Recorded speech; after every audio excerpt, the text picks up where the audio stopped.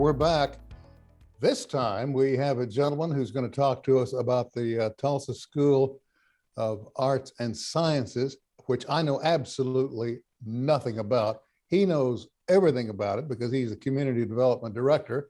His name is Daniel Sharples. Daniel, it's good to have you, my friend. Yeah, thank you. Let's start at the beginning. Is this a charter school? Yeah, so we're a public charter school. So we're 6th through 12th grade. I believe we're actually the oldest high school public charter school in Tulsa. We started in 2001, just initially as a high school. And then we started a 7th grade in 2017, and then started 6th grade in 2020. So we're now 6th through 12th grade totally now. Is it a 501c3? We are. So you can take donations? We can, yes. Excellent. We need to get that out there in case folks want to drop you a check or just throw you a bucket full of money. That's great. And we also do have a page at tsas.org/support for just those exact things. What about volunteers? Are you ever in need? Yeah, definitely. I mean, there's right fits, and for, we definitely with COVID, we're always looking for ways for students to get more tutoring opportunities or kind of one-on-one support. So if there's individuals that want to help in any ways related to that, then we're definitely looking for those types of connections as well, just to help kids, get caught up on their studies and also just kind of get their confidence back as we're coming back into school. Let's talk a bit about the curriculum. I know it's an arts and science school, but can you kind of give us a breakdown of what's taught? Yeah. So, I think there can often be confusion about what charter schools do and don't do. We have our own independent board. We have our own executive director that basically acts as a superintendent for our school. So in a sense, we're like a mini district to ourselves. And in that way, we often get to make a lot of decisions on our own about how we do curriculum. We're still accountable to state testing and things like that. So we're still part of that. But we, teachers essentially get to decide the curriculum for themselves. We really believe in the autonomy of teachers and the professionalism of teachers to be able to create and instruct out of curriculum that they make, essentially. I mean, I started as an educator at the school in 2014. And one of the questions I was asked in my interview was, what do you want to teach and how do you want to teach it? And as an educator in public school, that's a question you're not often asked always. And so it was really exciting and yet daunting too. But we have really unique educators here that are doing really innovative work. And we're really proud of the curriculum that they create that is both unique and innovative. It's an interesting thing, folks. When I say this, and I've seen the look on folks' faces when I do, college is not for everybody. Public schools are not for everybody. Charter schools are not for everybody. Right. But there is a thread out there of need. Yeah. An educational thread that just makes itself so obvious day in and day out. And we have so many gifted young men and women.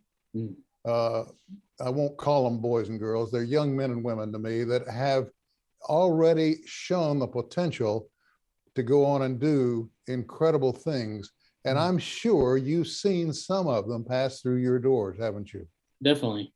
Yeah, we've traditionally been a liberal arts school that has kind of defined itself by college readiness. In the last few years, we've really started to shift around some of our ideas about how we prepare students for life after high school.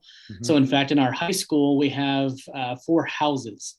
And so students can essentially join a house. I always joke that you can think a little bit like Harry Potter, but without a sorting hat.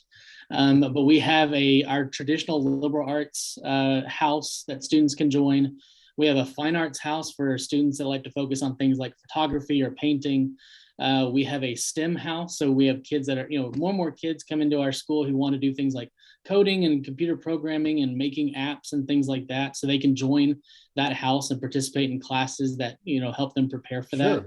Sure. And then we also have a college and career house, which has the component to still go to college if they want to, but can also help them, if they want to do Tulsa Tech, if they want to do an apprenticeship, if they want to have other opportunities, if they want to try and find a job right after high school, we want to help prepare them to do that.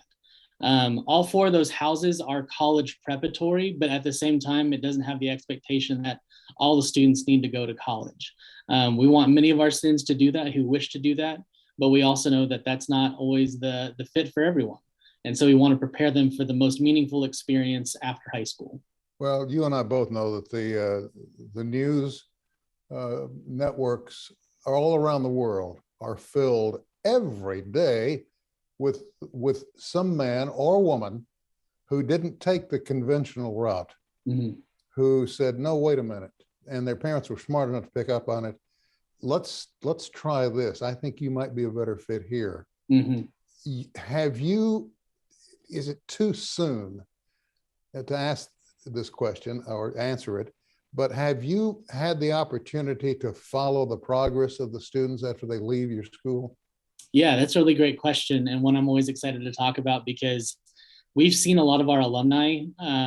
Sometimes they take the traditional path and go to college and, find a job and kind of go that traditional route. But it seems like a lot of our students also kind of create jobs. Mm-hmm. They are doing things in Tulsa and Oklahoma and elsewhere out of things that they created. They saw a need, or they saw an innovative way to go forward, and they created something. So we have a lot of students and alumni now who they are entrepreneurs.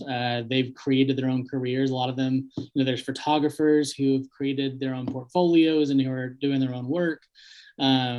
So yeah, we've seen a lot of kind of non-traditional routes, but also a lot of meaningful routes, because our students, they're invested in their communities around them. And that's something that we feel like we have really encouraged at our school, is that it's important to grow as an individual, but it's really important to stay connected to a community and to offer services to a community.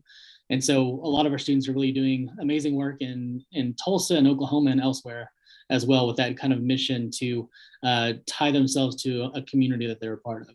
Well, let's address that for just a moment, if we could. Mm-hmm. Let's say that we have a parent or a set of parents who honestly believe that their youngster might fit better in a different form of education, preferably yours. What do they need to do? So if they're interested in TSAS, we have all of our information at tsas.org/apply.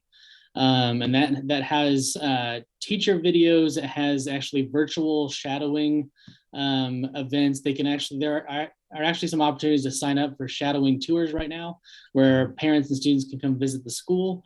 But yeah, we have a lot of different ways for people to interact and kind of get the feel of the school as well. And as you said before, I think, TSAS is a unique place, and it is a fit for a lot of people, but we also don't see ourselves as the fit for everybody.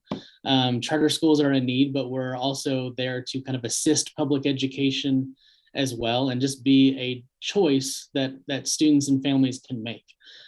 So we tend to have smaller classroom sizes. Present and past students always talk about how connected and close they are to teachers. So it's a really unique and fun and quirky community as well, mm-hmm. That I've been really proud to be a part of for 8 years now. Well, as one who came from public education into this, and for what you say, that's an incredible endorsement. Yeah, I love being here. I love talking about the school. I'm one of the main people that gets to kind of, in a sense, evangelize about TSAS, and I always love talking about it, just because it's been a really meaningful part of my life. And a lot of us as teachers here and faculty always talk about, we wanted this experience for ourselves in high school, but didn't always get it. And so in a sense, we're getting to offer something that we didn't get to have as youngsters to young kids now. We got about a minute and a half before I have to let you go, Daniel. The time has gone by way too fast. Let's say that this parent or set of parents is interested in entering their child. Mm-hmm. Is there a test? Is there a qualification level? Is there a bar that child has to meet? No, there's no, the only requirements is that the students and parents live in the Tulsa area. So we pretty much have the same coverage area as Tulsa Public Schools. So they need to be able to live within that district to apply. We don't look at test scores. We don't look at behavior records. We don't look at any of that stuff. We are accepting of everyone. In fact, every zip code in Tulsa is represented at our school. So we have a broad reach throughout the city. And this year is a little bit of a change. We are part of Tulsa Public Schools enrollment process as well. So you can look at TPS's enrollment, and we are part of that. So people basically get to choose a top 3. And if they want to be part of TSAS, then they need to rate us number 1 to get a higher chance of being there. But yeah, we're now part of that system. That's great. Listen, Chuck, we got about 30 seconds, and I want to ask you this before you slip on out of here. Do you see a growth factor in the future of the school? So we're well situated in our building in Roosevelt near Owen Park in Tulsa. We don't see ourselves expanding beyond this. So we have 6th through 12th grade. Our school is about 525 students. So every new 6th grade is 75 open spots. That's really kind of the main entry point for TSAS. There's a few spots in grades 7 through 12 above that, but our retention rate's pretty high. I'm sorry, we're completely out of time. We got to get you back on to talk some more. Okay. All right. Thank you. Thank you, my friend. And that's it. That's all the time we have. We'll see you next time.